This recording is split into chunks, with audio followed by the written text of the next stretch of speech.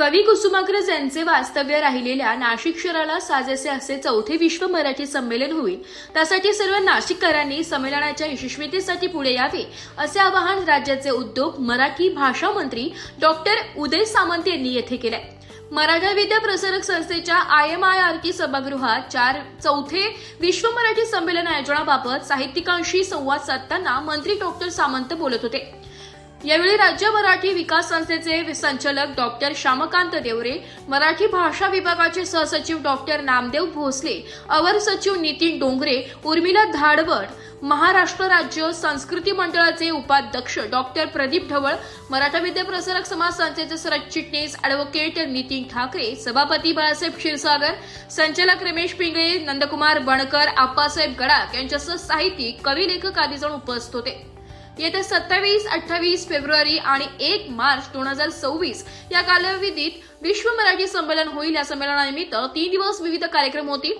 त्यासाठी विविध समित्यांचे गठन करण्यात येतील।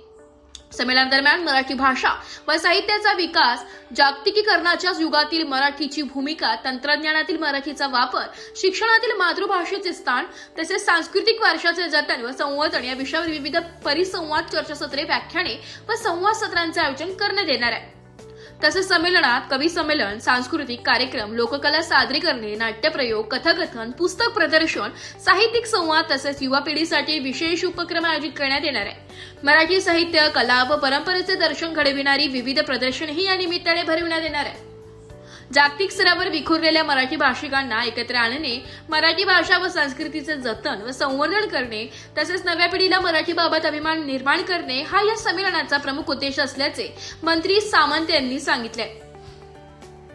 या संमेलनासाठी परदेशातून साहित्यिक हजर राहणार आहे। यापूर्वीचे संमेलन पुणे येथे झाले। या संमेलनात पुस्तक आदान प्रदान हा आगळा-वेगळा उपक्रम राबविण्यात आला।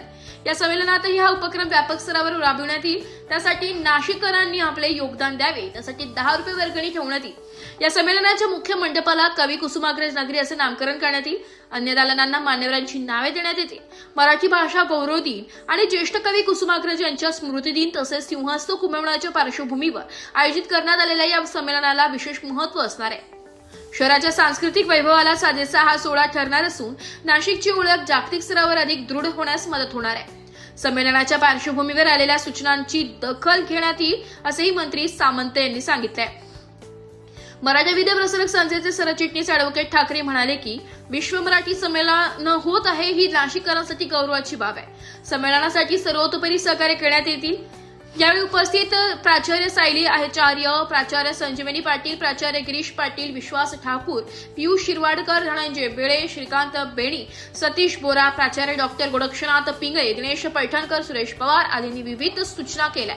यावेळी मंत्री श्री सामंत यांच्या हस्ते मराठा विद्या प्रसारक संस्थेच्या आवारातील मराठी विश्व संमेलन नाशिक कार्यालयाचे उद्घाटन तसेच मराठी विश्व संमेलनाच्या संकेतस्थळाचे कळ दाबून उद्घाटन संपन्न झाले।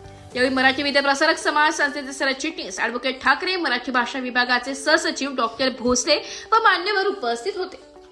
ब्युरो रिपोर्ट, नाशिक लोकशाही न्यूज, नाशिक।